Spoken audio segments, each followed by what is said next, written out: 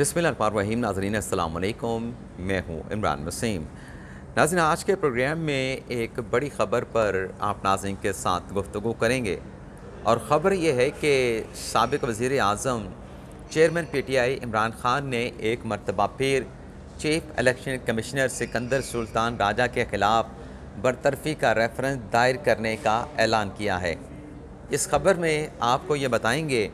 कि इससे पहले जो 4 अगस्त को chief election commission Sikandar Sultan Raja के ख़िलाफ़ तहरीक इंसाफ ने बरतरफ़ी का जो रेफरेंस सुप्रीम जुडिशल कौंसिल में दायर किया था, उस रेफरेंस को दायर होने के बाद किसके कहने पे या किसके दबाव पर जो है वो फौरी तौर पे वापस ले लिया गया था। और अब जो एक मरतबा फिर इमरान ख़ान ने ये रेफरेंस दायर करने का, चीफ़ इलेक्शन कमिश्नर के ख़िलाफ़ कानूनी कार्रवाई करने का ऐलान किया है। क्या पाकिस्तान तहरीक इंसाफ अब ये समझती है कि इस मामले पे अब उन पे किसी किस्म का कोई दबाव नहीं और अब सही वक्त है कि सिकंदर सुल्तान राजा के ख़िलाफ़ बरतरफ़ी का रेफरेंस सुप्रीम जुडिशल कौंसिल में दायर किया जाए। इसके अलावा कुछ दीगर ख़बरें भी इस प्रोग्राम में हम शामिल करेंगे, लेकिन गुफ्तगू का आगाज़ करेंगे आज जो चेयरमैन PTI इमरान ख़ान ने इस्लामाबाद हाई कोर्ट में जो कमिटमेंट की थी, आज कप्तान ने उस कमिटमेंट को पूरा कर दिखाया है। आज नाज़रीन, जो इस्लामाबाद पुलिस की जानिब से इमरान ख़ान के ख़िलाफ़ दफ़ा 144 की खिलाफ वर्जी का मुकदमा दर्ज किया गया था, जिसमें अदालत की जानिब से खान साहब को अबूरी ज़मानत दी गई थी। तो आज इस केस में ज़मानत की कन्फर्मेशन के लिए इमरान ख़ान साहब जज ज़फ़र इकबाल की अदालत में पेश हुए और 5000 के मचलकों के एवज़ चेयरमैन PTI इमरान ख़ान की ज़मानत को एक्सेप्ट कर लिया गया। वहाँ से निकले और ख़ान साहब फ़ौरी तौर पर खातून जज ज़ेबा चौधरी साहबा की अदालत में पहुँचे। और आपको याद होगा कि इस्लामाबाद हाई कोर्ट में जो तौहीन अदालत केस की आखिरी समाअत हुई थी 22 सितंबर को, तो खान साहब वहाँ पे 5 रुकनी बेंच के सामने पेश हुए थे, रोस्टम पे आए थे और खान साहब ने कहा था कि अगर अदालत ये समझती है कि मैंने कोई रेड लाइन क्रॉस की है तो मैं अदालत से माफ़ी चाहता हूँ और इस बात की यकीन दहानी भी कराता हूँ कि अगर खातून जज की दिल आज़ारी हुई है तो मैं वहाँ पर भी जाके माफ़ी मांगने के लिए, माजरत करने के लिए तैयार हूँ। तो खान साहब के इस स्टेटमेंट के ऊपर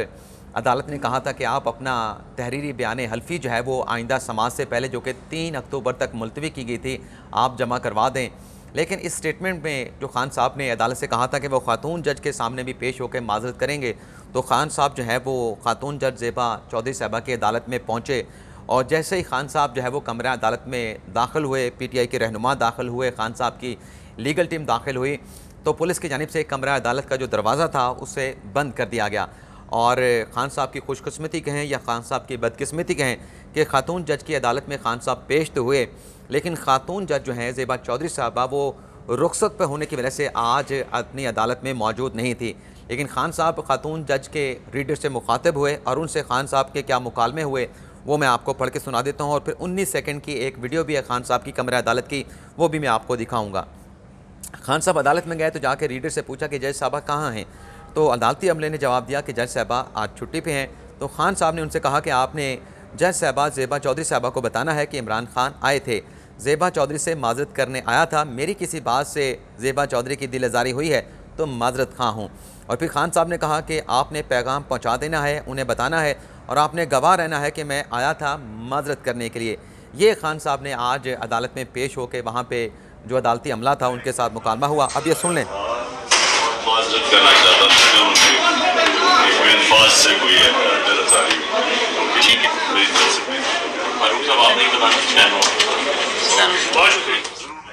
ये इतना सा स्टेटमेंट है, बल्कि आपको थोड़ा सा दिखा भी देते हैं जिन दोस्तों ने सोशल मीडिया पे नहीं देखा, ये आप देख भी लें।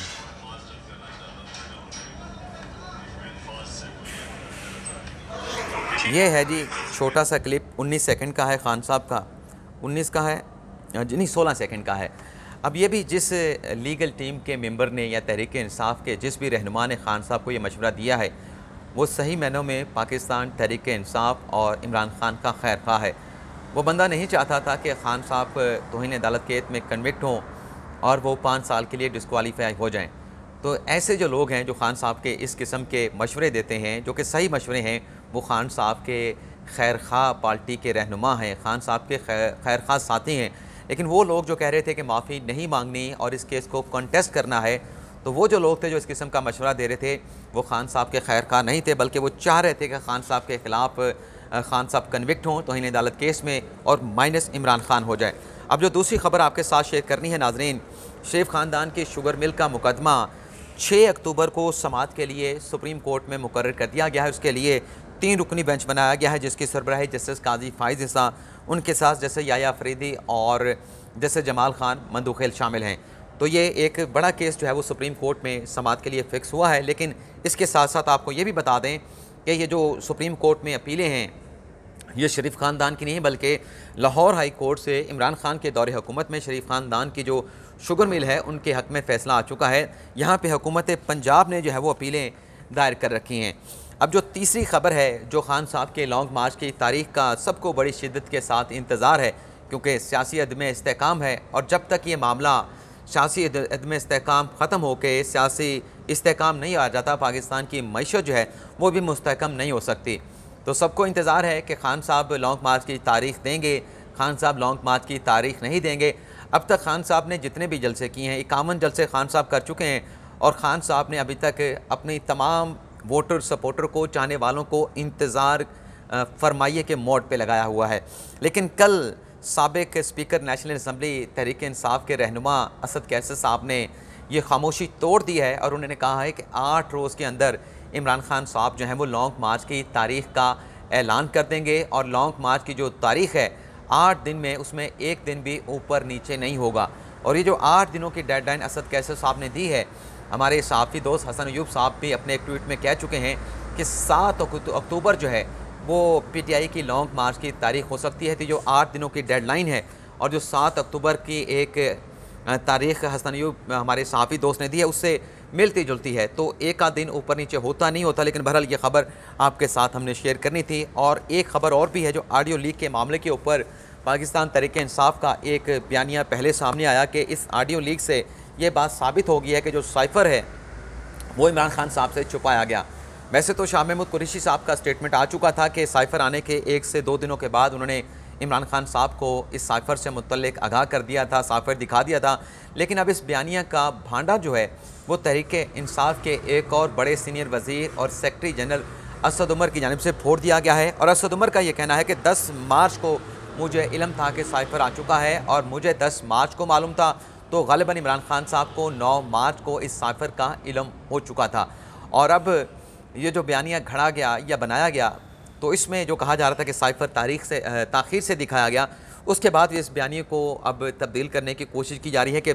इस ऑडियो लीक से साबित हो गया है कि जो साइफ़र था वो हकीकत था और जिसे झुटलाया जा रहा था वो साइफ़र अपनी जगह पे मौजूद है। यहाँ पे आपको ये भी बता दें कि साइफ़र से किसी ने इनकार नहीं किया। ये जो बयानिया है कि साइफ़र की हकीकत का जो है वो तस्लीम कर ली गई है इस ऑडियो लीक के ज़रिए। साइफ़र की हकीकत पहले दिन से मुसलमा थी और आपको याद है कि कौमी सलामती कमेटी के 2 इजलास हुए, दोनों इजलासों में साइफ़र का जिक्र किया गया और सुप्रीम कोर्ट में भी स्पीकर उस वक्त के असद कैसर या ग़ालिबन कासिम सूरी की तरफ से, सदर मुमलिकत की तरफ से इन साइफ़र की एक कॉपी जो है वो चीफ जस्टिस ऑफ पाकिस्तान को भी भिजवाई गई थी। तो साइफ़र कोई झूठ नहीं था, लेकिन सवाल ये था कि क्या साइफ़र में कोई धमकी दी गई है। तो ऑडियो लीक से जो बात साबित हुई वो ये थी कि साइफ़र के अंदर धमकी नहीं थी, लेकिन उसका जो एनालिसिस किया गया उसमें धमकी के अल्फाज जो है वो इमरान खान साहब के जो प्रिंसिपल सेक्रेटरी थे साबिक आज़म खान, उन्होंने उनका एनालिसिस ऐसे किया कि इस एनालिसिस से तासुर मिले कि जो साइफ़र आया है उसमें धमकी दी गई है। अब आ जाते हैं, कल खान साहब ने आज़ाद कश्मीर मुज़फ़्फ़राबाद में जलसा किया। वहाँ पे एक मरतबा फिर खान साहब ने चीफ़ इलेक्शन कमीशन को बड़े सख्त अल्फाज में क्रिटिसाइज़ किया और खान साहब ने कहा कि ये चीफ़ इलेक्शन कमीशन फ्रॉड है, गैरत है नहीं, तो अगर गैरत होती तो इस्तीफ़ा दे देता, कौम इसको माफ़ नहीं करेगी। और फिर खान साहब ने इंदिया दिया कि हम चीफ़ इलेक्शन कमीशन के ख़िलाफ़ कानूनी कार्रवाई करेंगे। तो चीफ़ इलेक्शन कमीशन के ख़िलाफ़ कानूनी कार्रवाई जो हो सकती है वो यही है कि उनके ख़िलाफ़ आर्टिकल 209 के तहत बरतरफ़ी का रेफरेंस जो है वो सुप्रीम जुडिशल काउंसिल में दायर किया जाए। अब ये रेफरेंस कब दायर होगा, नहीं दायर होगा, कोई दबाव होगा या नहीं होगा, वो तो जब ये रेफरेंस तैयार होकर दायर किया जाएगा तो उसका तभी पता चल पाएगा। लेकिन इससे पहले जब 2 अगस्त को इलेक्शन कमीशन ने PTI ममनुआ फंडिंग केस का फ़ैसला सुनाया था, इस फैसले के 2 रोज़ के बाद 4 अगस्त को तहरीक इंसाफ ने सिकंदर सुल्तान राजा के बरतरफ़ी का एक रेफरेंस सुप्रीम जुडिशल काउंसिल में दायर किया था और जैसे ये खबर मीडिया पे हाईलाइट हुई तो लीगल टीम के कुछ मेंबरान की जानिब से मीडिया से रब्ता किया गया और कहा गया कि ये खबरें झूठी हैं। सिकंदर सुल्तान राजा के खिलाफ बरतरफी का कोई रेफरेंस सुप्रीम जुडिशल काउंसिल में दायर नहीं किया गया। और फिर खुशकिस्मती से, सहाफ़ियों की खुशकिस्मती से कि उस रोज़ जो है वो तहरीक इंसाफ के जो वर्कर्स हैं वो अपनी पार्टी क़यादत के साथ, रहनुमाओं के साथ जो है, जो 2 अगस्त का इलेक्शन कमीशन का फैसला था ममनुआ फंडिंग केस के हवाले से, इलेक्शन कमीशन के दफ्तर के बाहर जो है वो तहरीक इंसाफ के कारकुनान और रहनुमा एहतजाज कर रहे थे। वहीं भी मीडिया ने जो है वो फवाद चौधरी साहब से बात की कि क्या वजह बनी है कि ये रेफरेंस, क्योंकि ये खबर भी आ चुकी थी, उसके बाद जब ये इसे तरदीद की जा रही थी तो ये खबर भी दी जा चुकी थी कि रेफरेंस दायर करने के बाद PTI ने वापस ले लिया है। तो फवाद चौधरी साहब ने भी इस बात की तस्दीक की कि रेफरेंस दायर किया था और रेफरेंस दायर करने के बाद वापस ले लिया है। और रेफरेंस दायर करने के बाद वापस लेने की जो वजह है वो फवाद चौधरी साहब ने ये बताई थी कि चूँकि इलेक्शन कमीशन ने जो ममनुआ फंडिंग केस का फैसला सुनाया है उसमें 2 मुख्तलिफ जजमेंट आई हैं। एक जजमेंट वो है जो व्हाट्सएप पे हमारे तई या लोगों तक ट्रैवल की है, और एक जजमेंट वो है जो इलेक्शन कमीशन की वेबसाइट पे अपलोड की गई है। दोनों फैसलों में थोड़ा सा एक मतलब डिफरेंस है, उसमें एक इख्तलाफ है। तो इसलिए हम ये मामला भी उस रेफरेंस के अंदर शामिल करके रेफरेंस को मज़ीद बेहतर बनाकर सुप्रीम जुडिशल काउंसिल में दायर करेंगे। तो 4 अगस्त का दिन गया और आज 30 सितंबर है। आज तक वो दोबारा रेफरेंस जो है बेहतर करने के बाद जो है वो सुप्रीम जुडिशल काउंसिल में तहरीक इंसाफ की जानिब से नहीं लाया गया। लेकिन ज़रा ये बताते हैं कि जब ये रेफरेंस दायर हुआ और ये ख़बर बाहर निकली मीडिया के ज़रिए कि सिकंदर सुल्तान राजा की तैनाती और उनकी बरतरफी के लिए तहरीक इंसाफ ने रेफरेंस दायर कर दिया है, तो कुछ क्वार्टर की जानिब से PTI को ये मैसेज दिया गया कि फ़ौरी तौर पे आपको तो पहले ये रेफरेंस दायर नहीं करना चाहिए था, लेकिन अगर आपने रेफरेंस ये दायर कर दिया है तो हमारा आपको ये पैगाम है कि फ़ौरी तौर पे ये रेफरेंस जो है वो वापस लिया जाए। और फिर उसके बाद तहरीक इंसाफ के लोग पहुँचे सुप्रीम कोर्ट में और दायर किया गया वो रेफरेंस जो है वो वापस ले लिया गया। अब ये रेफरेंस दबाव कहाँ से आया था? एक बड़े क्वार्टर से, बड़े इदारे से ये दबाव PTI पे आया था और उनके दबाव के ऊपर ये रेफरेंस वापस लिया गया।